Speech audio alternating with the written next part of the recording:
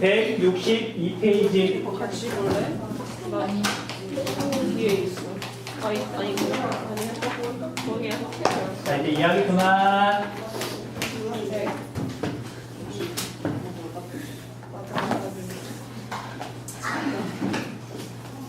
자, 도시 재개발인데, 다 글자 그대로예요. 뭐 도시가 됐든, 뭐 촌락이 됐든, 건물은 시간이 지나면 당연히 낡아가지고, 수명이 다하니까 새로 지어야 되고요. 그 다음에 시대가 달라지면, 여러 가지 환경이 달라지면서, 지역을 새로 꾸며야 될 필요가 생겨요. 한 예를 들자면, 자, 여러분들 1980년대만 하더라도, 우리나라에 자동차가 많았을까 적었을까? 적어요. 별로 없었어요. 자, 그런데 이제 1990년대 들어서가지고 자동차가 갑자기 많아지더니만, 자, 2010년대가 이렇게 됐더니 자동차가 어마어마하게 많죠. 자, 자동차는 엄청나게 많이 늘었는데, 자동차에서 사실 돈 벌려고 많이 팔아먹은 거예요. 자, 그런데 도로 사정은, 도로는 그때그때 이렇게 막 넓힐 수가 없잖아요. 여러분 알다시피 그래서 아침마다 또는 저녁 퇴근 시간대마다 남부 순환도로가 아주 그냥 주차장으로 바뀌잖아. 뭐라고요? 아까? 헬게이트? 그치? 선생님 어저께 비 올 때 집에 갔는데 그가 갈아타고 못 붙잡고 그래가지고 사당역에서 이렇게 버스 타고 갔어요. 사당역에서 서울대 입구까지 젠장 1시간 반이 걸리더라고요. 아무나 중간에 자가지고 잘 모르겠는데 눈 떠보니까 7시 반쯤에 버스를 탔는데 도착해 보니까 9시더라고요. 1시간 반이면 있잖아요. 집에 걸어가도 그만큼 가거든요. 그래서 옛날에 몇 번 걸어갔었거든. 그러니까 아무튼 자, 그래서 그런 이유들 때문에 도시를 다시 개발한다. 그런 내용이에요. 자, 우리 서울 같은 경우에는 이미 역사가 굉장히 오래되기 때문에 끊임없이 재개발이 이루어지고 있는 중이에요. 근데 그렇게 중요한 내용은 아니라서 그냥 핵심 내용만 정말 간단하게 하고 넘어갈게요. 자, 먼저 어느 지역을 개발하느냐에 따라서 도심 지역을 재개발하기도 해요. 자, 우리 상가 건물, 그다음 여러 가지 빌딩들도 시간이 지나면 당연히 수명이 다하잖아요. 그럼 그 지역 전체를 이렇게 전체적으로 꾸밀 필요도 있잖아. 도심 지역을 재개발한다. 도심 재개발. 그 다음에 주변 지역 재개발이라고 하면 조금 말이 좀 이상해서, 주변 지역은 주로 주거 기능이 많다, 업무 기능이 많다. 주거 기능. 자, 그래서 이걸 갖다가 주택 재개발이라고 불러요. 도심 지역 재개발, 주변 지역 재개발인데 그냥 주택 재개발. 물론 이것들은 시험에서 주관식으로 나올 가능성도 없어요. 수능에서 나올 가능성도 없어요. 넘어가시면 돼요. 자, 그 다음에 개발하는 방식에 따라서는, 자, 첫 번째는 그 동네가 너무 낡고 너무 안 좋아가지고 싹 밀고 전부 새로 이렇게 건설하는 거, 전면 재개발이에요. 그러니까 되게 낡은 주택가를 다 밀어버리고 아파트 단지를 새로 꾸민다. 그런 게 전면 재개발이 되겠죠. 자, 그 다음에 이 동네가 살만한데 뭐 부실점이 조금 있다. 그 기본 뼈대는 유지한 상태에서 뭐 공원을 늘린다든지 또는 뭐 이렇게 하수도를 정비한다든지, 그래서 일부분을 고치는 걸 수복 재개발이라고 부르는데 말이 좀 어렵죠. 그냥 얘는 부분 재개발이라고 생각하시면 돼요. 그냥 부분적으로 뜯어 고친다. 다 뜯어 고치고 새로 짓고 부분적으로 뜯어 고치고. 자, 그런데 일부 동네는 예를 들면 도심 지역은 역사가 굉장히 오래되다 보니까 문화 역사적으로 가치가 있는 지역들이 있어요. 자, 대표적으로 인사동. 인사동 바로 위에 북촌이라고 있죠. 경복궁 주변. 한옥만 있는데, 자, 그런 데는 아무리 그 한옥이 불편하고 그래도 다 밀어버리고 새로 지을 수는 없잖아요. 그리고 가치가 있는 곳은 기본적으로 보존을 목적으로 이렇게 가꾸더라, 뭐 고친다기보다는 그런 동네들이 있어요. 자, 여러분들 그 한옥마을이라고 지정되어 있는 곳에 사는 사람들은 정부에서 지원금을 줘요. 그러니까 집이 불편한 건 사실이잖아. 그러니까 그걸 유지하고 살아야 되기 때문에 지원금을 조금 주는 걸로 알고 있어요. 오케이? 나도 살 의사. 그거 한옥마을에 살 의사가 있다고? 자, 넘어갈게요. 자, 그 다음에 밑에 보면 재개발로 나타나는 문제점 같은 것들이 있는데 이거에 대해서 이제 설명하기로 하면 말이 너무 많아져서 그냥 짧게만 이야기할게요. 원래 여기에 대한 내용은 우리 한국지리에서 다루지 않던 내용이에요. 근데 우리가 2009년도에 교육과정이 바뀌면서 이 내용이 들어갔어요. 도시 재개발이. 근데 이게 약간 시사적인 내용이거든요. 2009년도 전에, 그러니까 그 전 시대 상황을 반영해가지고 이 내용이 이때 들어간 거야. 자, 이 단어 혹시 들어본 적 있어요? 여러분들? 뉴타운. 네. 새로운. 흑성 그러니까 되게 많아. 서울 안에 뉴타운으로 지정된 곳들이 되게 많아요. 자기 동네를 새로 꾸미겠다. 도시 재개발이에요. 이것 때문에 이 내용이 들어간 거야. 근데 여러분들 오늘날 현재 2014년 현재 뉴타운이 잘 되는 것 같아요? 아니면 잘 안 되는 것 같아요? 네. 잘 안 되니까 굳이 선생님이 설명하고 싶지 않은 거야. 몰라도 상관없어요. 몇 년 사이에 얘가 되게 이게 붐이 일다가 지금은 뉴타운 지정된 거 취소해달라. 그런 소리도 많고. 그래서 이 부분은 그냥 넘어가셔도 돼요. 양은 있지만. 그래서 패스에서 163페이지로 갈게요. 163페이지. 너 혼자 뭘 먹었길래? 보통 어른들이 그러잖아요. 혼자 몰래 혼자 몰래 먹으면 딱지 간다고. 얘가 지금 나를 보는데 일단 무슨 소리가 싶어가지고 보기도 하고 지금 숨을 꾹 참고 나를 바라보는데 그 괜한 오기 생기는 거 있죠. 내가 숨을 못 참게 말을 시켜야 되겠다.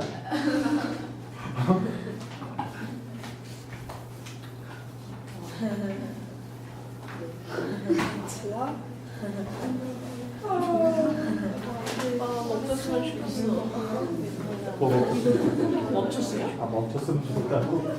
나도 한국말 잘 못 알아듣나 봐. 읽어서 그래요. 뭐 하자고요?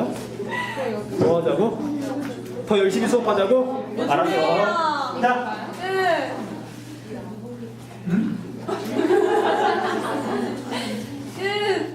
뭐래 얘 또. 얘 또 뭐해? 수업 끝. 자, 페이지 넘기면 대도시권의 형성이라고 제목이 돼 있고 그 밑에 보면 도시화라고 돼 있죠. 자, 여기는 교재에 있는 내용만 가지고는 좀 어렵게 나오는 문제를 풀 수가 없어요. 그 어떻게 내용을 정리하다기보다는 제 선생님이 좀 이제 말을 좀 많이 할 건데 그 스토리 있잖아. 그걸 좀 듣고 나야 이제 좀 어렵게 나오는 문제를 풀 수가 있거든요. 자, 그래서 설명 좀 해볼게요. 도시화라고 하는 건 도시의 생활 양식 같은 게 점점 퍼지는 걸 말하는데 한국지리 시간에는 전체 인구 가운데 도시에 사는 인구의 비중이 증가하는 현상, 그걸 도시화라고 해요. 그러니까 100명 중에 몇 명이 농촌에 살고 몇 명이 도시에 사느냐? 도시에 사는 사람들의 비중이 늘어나는 현상. 개념은 되게 쉽죠? 또 이런 도시화가 일어나는 과정을 봤더니 우리 교재에 있는 그래프예요. 옛날에는 대부분의 사람들이 도시가 아니라 농촌에 살았겠죠. 근데 이제 공업이 발달하고 산업이 발달하면서 점점 도시로 모여들잖아요. 그걸 그냥 단계를 구분한 것 뿐이에요. 자, 그래서 숫자를 외우지 마시고요. 자, 보통은 30%, 70%를 기준으로, 자, 이쪽은 도시 입구예요. 그 다음에 이쪽은 시간이에요. 그래서 단계를 3단계로 보통 구별을 해요. 자, 옛날에는 도시에 사는 사람들이 적었다가 도시에 사는 사람들이 증가하고 일정 이상 올라가게 되면 도시 인구는 별로 변화가 없고요. 자, 그래서 대부분의 사람들이 도시가 아니라 촌락에 살던 시기, 여기가 초기 단계예요. 다 농사 쓰던 시절. 우리나라로 치면 1960년대 이전. 자, 이때 이 단계는 시험 문제에 나올까 안 나올까? 안 나와요. 안 나와요. 까맣다 옛날 비해서. 자, 그러다가 어느 시점이 지나면 도시의 인구 비중이 빠르게 증가해요. 자, 이 단계를 뭐라고 부르냐면요, 가속화 단계라고 불러요. 속도가 점점 더해진다. 가속화 단계.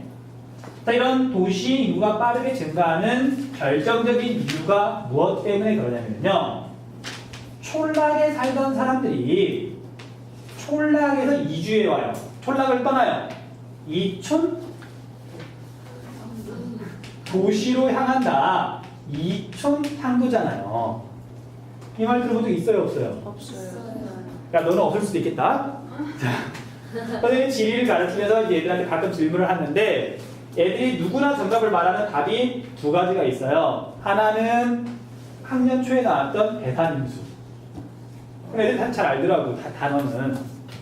얘는 모르지만. 그 다음에 이촌향도라는 단어도 애들이 대부분 알고 있는 단어잖아요. 그러니까 농촌을 떠나서 도시로 오면서 도시 인구 비중이 늘어나는 거지.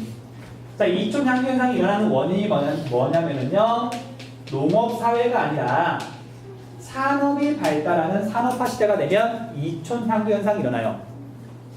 자, 당연히 옛날에 이제 공장을 처음 짓기 시작할 때 농촌에 짓는 게 아니라 사람도 좀 많이 살고 기반시설도 갖춰져 있는 도시의 공장을 짓잖아요.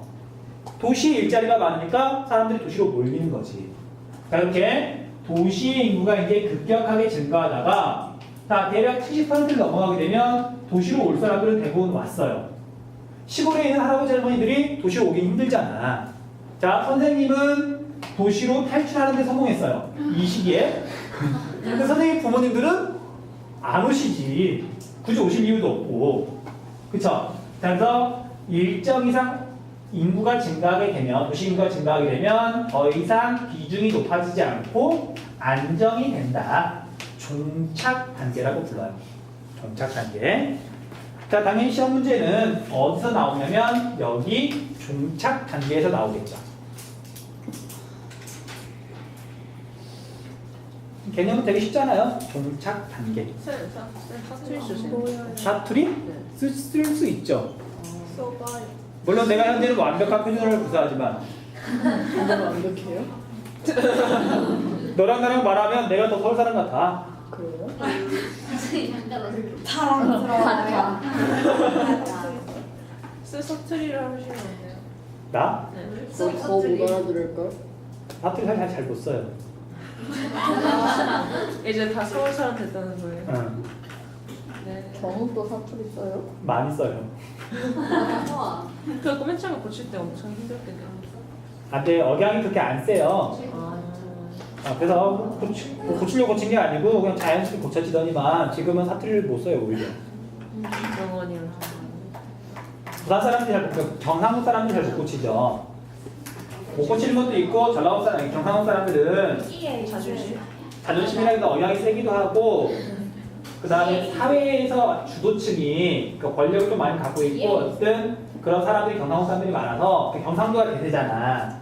그러다 보니까 굳이 바꿀 필요성도 못 느껴요.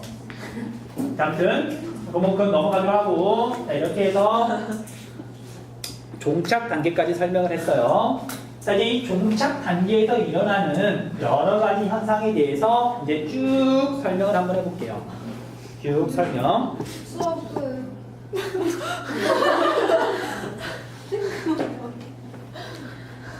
어떻게든지 해서 하려고.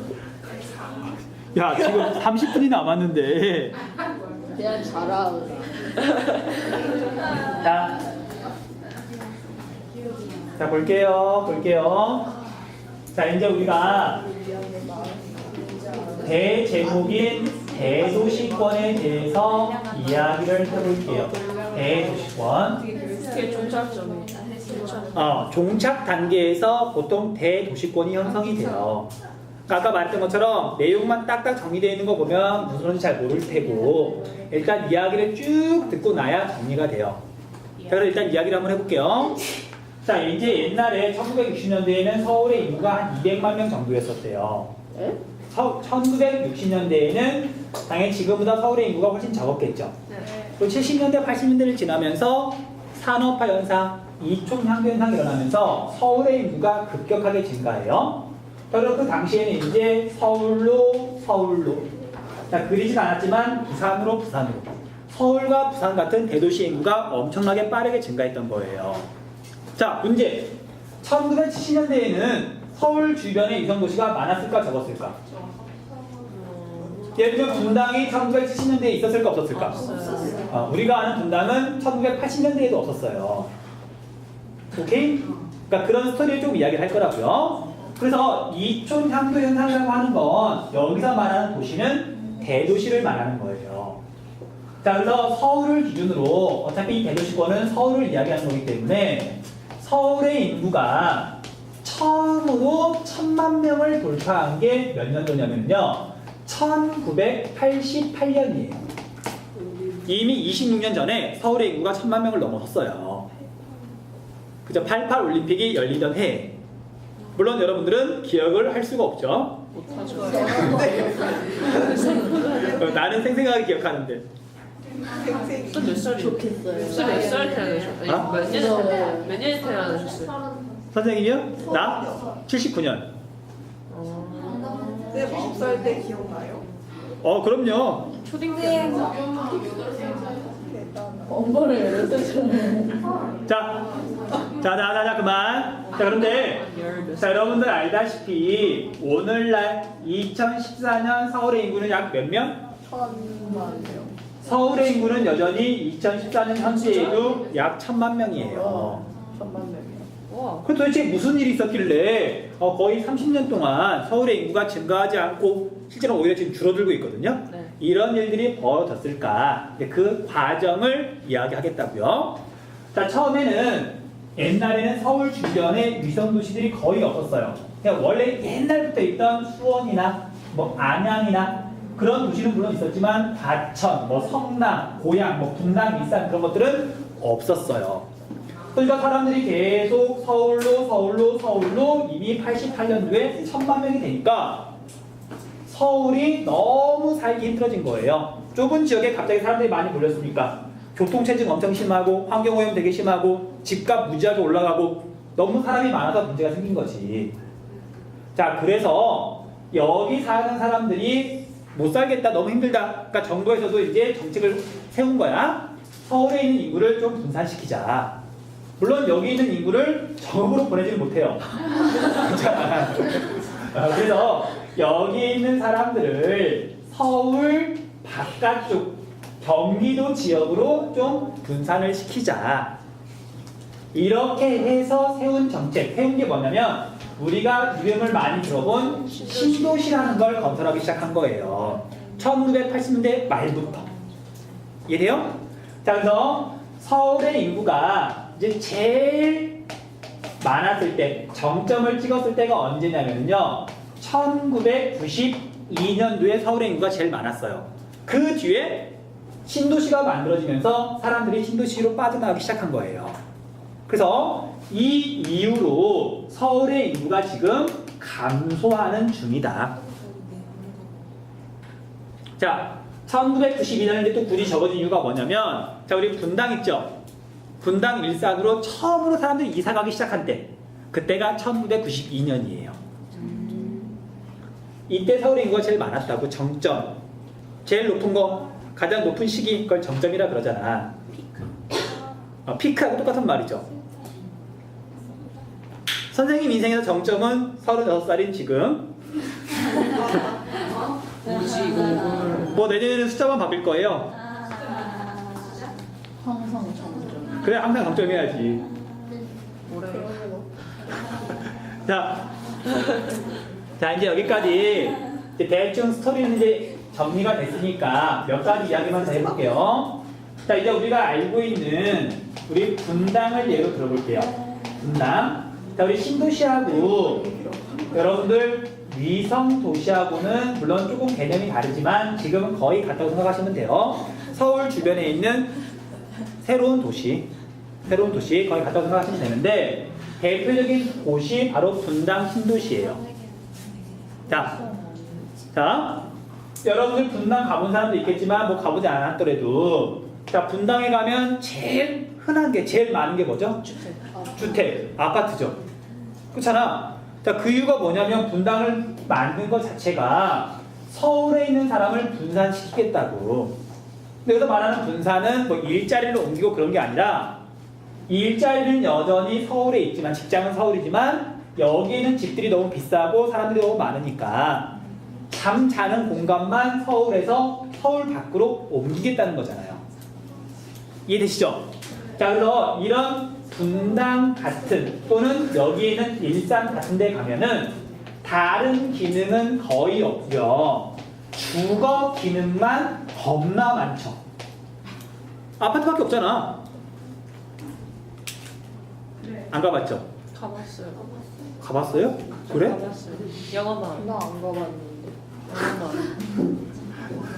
자, 그래서 여기는 사실 거의 주거 기능만 있다 보니까 이렇게 우리나라에 있는, 자, 다른 나라는 아니에요. 우리나라에 있는 이런 신도시들을 또는 이제 뭐라고 그러냐면은 오직 잠만 자는 동네, 베드타운이라고 불러요. 아, 실제로 이거 지리학 용어예요. 도시 내에 아파트밖에 없는 거야. 주택밖에 없는 거야. 대도시 주변에 있는 신대도시, 베드타운은 잠만 자고 출근을 이쪽으로 하는 거죠. 자, 그래서 베드타운 TTT. H로 보여요. 아 진짜. 다시 쓰세요. 아 됐어요. 그냥 넘어가요. 자, 그 다음에 이걸 이제 우리말로 한자말로 뭐라 그러냐면요, 침대할 때 침이에요. 그 다음에 상, 이것도 잠자리 상이거든요. 침상도시라고도 그래요. 그러니까 우리나라에 있는 이런 이제 신도시들은 주거 기능이 굉장히 많고 이게 대부분이고, 베드타운 침상도시로 불린다. 체크해 주시면 되고요. 자, 그 다음에 이걸 갖다가 다르게 표현하기도 하는데, 자, 도시 내에 사는 사람들이 자기 도시 내에서 살아갈 때 필요한 걸 스스로 충족시키는 거, 그걸 자족이라 그래요. 스스로 충족시킨다. 자, 사람이 살아가려면 돈을 벌 수 있는 회사 일자리가 있어야 되고, 그 다음에 당연히 잠잘 수 있는 공간도 있어야 되고, 그걸 소비할 수 있는 뭐 대학교나 병원이나 그런 백화점 같은 거 있어야 되잖아요. 그런데 여기 이런 신도시에는 일자리가 일단 별로 없죠. 그 다음에 이런 커다란 대학 같은 것도 별로 없죠. 분당은 서울 옆에서 굉장히 많은 사람이 살지만 얘는 서울에 굉장히 많이 의존을 하죠. 그래서 이런 신상도시 베드타운을 자족 기능이 떨어지는 도시라고 말을 해요. 자족 기능이 떨어진다. 자, 이걸 다른 말로 표현하자면 서울에 대한 의존도가 높다라고 말할 수도 있는 거죠. 근데 우리 시험 문제에서는 보통 자족이란 말을 많이 써요. 자존심 상한. 자존심이 상한 게 아니라 그냥 집만 그쪽으로 옮겨간 거니까. 자, 그래서 자족 기능이 약한 이런 침상 도시들 때문에 어떤 문제가 벌어지냐면, 그때 얘기했었는데, 뭐요? 이 사람들이 아침이 되면 서울로 오고 저녁이 되면 집으로 가고, 막힌다고 지금. 그래서 지금 얘가 실감하죠? 날마다. 그래서 그때 말했던 것처럼 우리나라는 길바닥에서 제일 많이 시간과 돈을 버리는 나라라 그랬잖아요. 너무 교통체증이 심하니까. 오케이? 자, 뉴욕보다 더 아파. 자, 그래서 여기까지 이렇게 했더니 이제 드디어 대도시권을 설명할 수가 있게 됐어요. 뭐야? 아니, 이제 설명할 수 있게 됐다고. 자, 옛날에는 서울만 달랑 있었는데, 대도시만 있었는데, 지금 뒤에 권, 얘는 생활권의 약자거든요. 생활권. 자, 서울만 달랑 있었는데 서울에 있는 사람이나 산업시설 같은 것들이 빠져나가면서 주변에 신도시, 유성도시들이 많이 생겼죠. 근데 문제는 얘는 지들 안에서 지들끼리 사는 게 아니라 서울에 의존하고 있잖아요. 서울하고 밀접한 관련을 맺고 있잖아요. 서울로 출퇴근을 하고 있잖아요. 대도시를 중심으로 주변 공간이 거대한 생활권을 이루고 있는 거예요. 이걸 대도시권이라고 불러요. 대도시권. 자, 그래서 우리나라에 있는 대표적인 대도시권이 뭐냐면 수도권이죠. 우리가 수도권이라는 말 많이 쓰잖아. 수도인 서울을 중심으로 이루고 있는, 형성되어 있는 거대한 생활 공간, 수도권이라고 하더라. 그게 그 뜻이었구나. 아이고.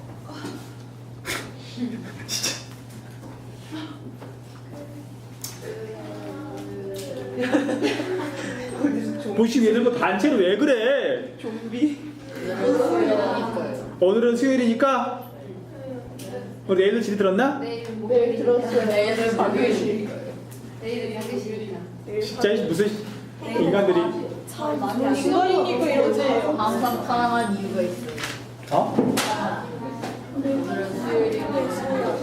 내일은 자, 자 그러면 자 그리고 주제가 완전히 끊어지면 애매한 데서 끊어지면 다음 시간에 하기 그러니까 조금만 더 할게요. 조금만 더 할게. 누구였지? 아. 아니 이쪽에서 볼 때랑 이쪽에서 볼 때는 느낌이 되게 달라요. 아예 안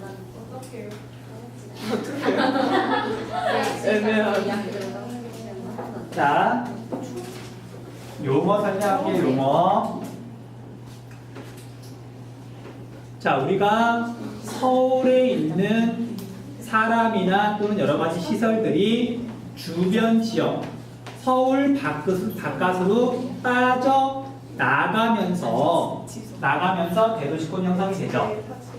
그래서 이때 나오는 단어가 있어요. 어려운 단어는 아니고요. 여러분들 교외라는 말 많이 들어봤죠? 네. 교외 지역, 그래서 교외화 현상이라고 불러요. 자, 정확한 뜻 설명해 줄게요. 이 교는 당연히 한자어니까 옛날에 왜 생겼는지, 무엇을 뜻하는지 그것만 알면 돼요. 자, 옛날 도시들은 한양도 마찬가지인데 성을 이렇게 삥 둘러싸면서 쌓은 다음에 그 안에 도시가 있었죠. 네. 교는 바로 이 성곽을 뜻하는 한자말이에요. 그럼 오늘날로 바꾸게 되면 서울을 이렇게 교라고 하면 돼요. 서울. 행정구역상 서울특별시가 교회인 거예요. 교인 거예요. 교. 그래서 교외라는 말은 서울 바깥쪽으로 뭔가 자꾸만 빠져나간 걸 교외화 현상이라고 불러요. 자, 그다음 이 교회란 말하고 거의 비슷한 뜻이 뭐냐면 근교라는 말도 있어요. 교 가깝다. 우리가 그래서 근교 지역으로 놀러 간다, 교회 지역으로 놀러 간다 같은 뜻이잖아요. 오케이? 어려운 말 아니니까. 그래서 서울에 있는 사람이나 그런 산업시설이 주변 지역으로 빠져나가는 교외화 현상이 나타날 수 있는 가장 근본적인 원인이 뭐냐면, 큰 원인이 뭐냐면 교통이 발달하면서 자, 그래서 지금 여러분한테 물어보면 아마 모를 거예요. 지하철이 어디까지 가는지. 오이도. 오이도 가는 인천. 그러니까 이게 자꾸만 넓어져가지고 옛날에는 정말 되게 가까운 데까지밖에 전철이 안 갔거든요. 근데 지금은 자꾸 길어져가지고 뭐 선생님들이 어디까지 가는지 모르겠어. 방촌도 가죠. 그러니까 겁나 멀리 가잖아. 그러니까 교통이 편리해지니까 사람들이 더 바깥쪽으로 빠져나갈 수가 있는 거죠. 자, 교회화 현상 용어 좀 알아주시고요. 따뜻기로 멈췄네. 그죠? 그 다음에 보세요. 서울이 이렇게 있고, 자, 이제 주변에 이렇게 이제 도시들이 있는데, 이건 행정구역을 지금 나타내는 거예요. 행정구역. 근데 우리가 예를 들면 과천시라 그랬을 때, 분명히 과천시는 도시지만 그 도시 행정구역 안에 전부 다 건물이 있는 건 아니죠. 그리고 실제로 이제 도시 안에 보면 건물들이 있는 공간이 있고 건물들이 없이 논이나 밭 또는 나무로 되어 있는 공간도 있어요. 이쪽도 마찬가지고 이쪽 도시도 그런 식으로 핵심 지역이 있고 그냥 완전히 농촌 같은 그런 곳이 있고요. 자, 그래서 건물들이 빽빽하게 있는 그런 곳을 뭐라고 부르냐면요, 시가지라고 불러요. 시가지. 도시라고 하는 건 이 행정구역을 도시라고 지금 말을 하는 거고. 자, 그런데 시간이 지나면 자꾸 서울에서 사람들이 빠져나와요. 그러면 여기 시가지가 점점 커지는 거야. 보통 그런단 말이에요. 계속 서울에서 사람이 빠져나오니까. 자, 그러면서 시가지가 커지고 얘도 커지고 해가지고 붙어요? 원래는 다른 시가지, 떨어져 있는 시가지인데 하나로 연결되기도 해요. 또는 얘랑 서울이랑 이렇게 시가지가 연결되기도 해요. 그러니까 건물들이 막 점점 이렇게 확장이 되면서 두 도시가 붙어버리는 거지. 그러니까 옛날에는 그런 도시가 없었지만 지금은 그런 도시가 꽤 많죠. 서울에서 광명 갈 때, 서울에서 인천 갈 때, 서울에서 부천 갈 때. 행정구역은 분명히 다르지만 자동차 타고 가다 보면 풍경의 변화가 없어요. 그냥 건물들이 쭉 이어져 있으니까. 자, 이렇게 두 도시가 마치 하나로 붙어버린 거. 그걸 뭐라고 부르냐면요. 연담 도시라고 불러요. 연담 도시. 자, 조금 낯선 용어니까 여기 정도까지만 기억을 해두시고요. 나연아, 네? 너는 다음 시간에 163페이지 아래 대도시권의 구조부터 설명을 해야 된다고 나한테 좀 알려주세요.